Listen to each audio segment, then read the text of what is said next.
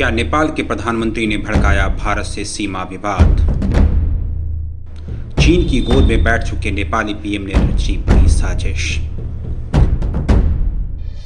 लिपुलेख, काला पानी और लिम्पियाधुरा को लेकर भारत और नेपाल में विवाद गहराता जा रहा है।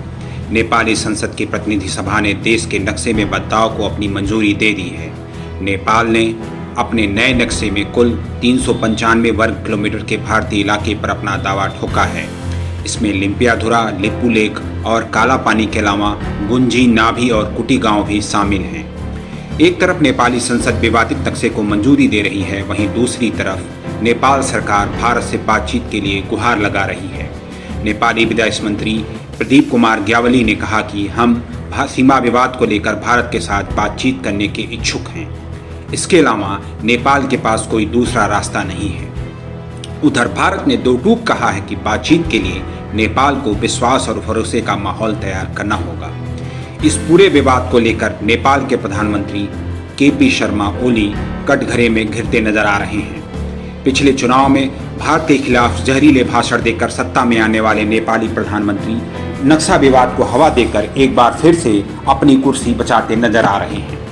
दरअसल पिछले महीने भारत के साथ सीमा विवाद को लेकर नेपाल ने इतना कड़ा रुख अख्तियार कर लिया था कि अपने देश का नया नक्शा ही जारी कर डाला था। इस दौरान नेपाली प्रधानमंत्री ने भारत पर सिंहमयेव जयते का तंज कसा था।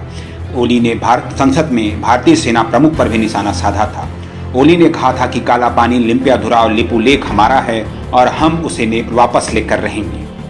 प्रधानमंत्री ओली ने इस दौरान पार्टी में अपने खिलाफ खड़े लोगों और विपक्षी दलों दोनों को साथ मिला लिया।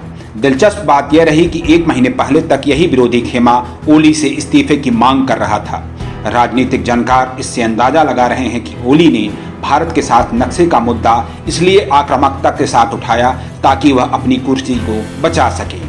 नेपाली अखबार काठमांडू पोस्ट की रिपोर्ट के मुताबिक नेपाली कम्युनिस्ट पार्टी में पुष्प कमल दहल और सीनियर लीडर माधव कुमार नेपाल के खेमे से ओली के इस्तीफे की मांग की जा रही थी, लेकिन नक्शा विवाद के बाद अब वहां सन्नाटा छाया हुआ है। माधव के एक साथी के मुताबिक देश में हालात गंभीर हैं और ऐसे में पीएम का इस्तीफा मांगना अनैतिक होगा। हालांकि ओली विरोधी खेमा साफ करना है कि इस मांग को खत्म नहीं किया गया है। बजट और नए नक्शे को पारित होने तक के लिए इसे रोक दिया गया है। काठमांडू पोस्ट ने कम्युनिस्ट पार्टी के अंदर कई लोगों के हवाले से दावा किया है कि भारत के साथ सीमा विवाद ने ओली की सत्ता को बचा लिया है। दरअसल जब नेपाल की संसद में संशोधित नक्शा पास कराने की बात आई तो सभी दलों के लिए एक साथ आने के अलावा कोई और विकल्प बचा नहीं था। नक्शे का मुद्दा क्षेत्रीय अखंडता और संप्रभुता का था। ऐसे में पीएम के इस्तीफे की मांग करने वाला कोई भी शख्स देश विरोधी हो जाता। हालांकि पार्टी के अंदर के सूत्रों का दावा है कि ओली ने भले ही फिलहाल सबको चुप करा दिया हो, आगे जाकर उन्हें कमजोर आधार का नुकसान उठाना पड़ सकता है। ओली जिस नक्शे को लेकर दुहाई दे रहे हैं उसी को लेकर पिछले दिनों वह विवादों में आ चुके हैं। नेपाली प्रधानमंत्री ने अपने जन्मदिन के अवसर पर देश के नक्शे वाला 15 किलो का केक काटकर विवाद खड़ा कर दिया था। इस अवसर के लिए खास तौर पर बनवाया गया केक हेलीकॉप्टर के जरिए लाया गया था। इस केक पर नेपाल का नक्शा बना हुआ था। नेपाल की राजनीति में इन दिनों वामपंथियों का दबदबा है। प्रधानमंत्री केपी शर्मा भी वामपंथी हैं।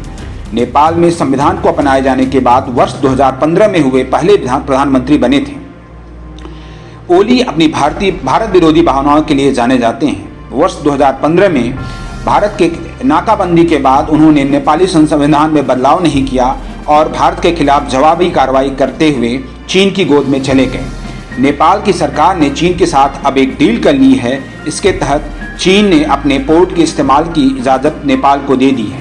अब नेपाल भारत को बाईपास करते हुए चीन के रास्ते अपने सामान को आसानी से मंगा ले रहा है।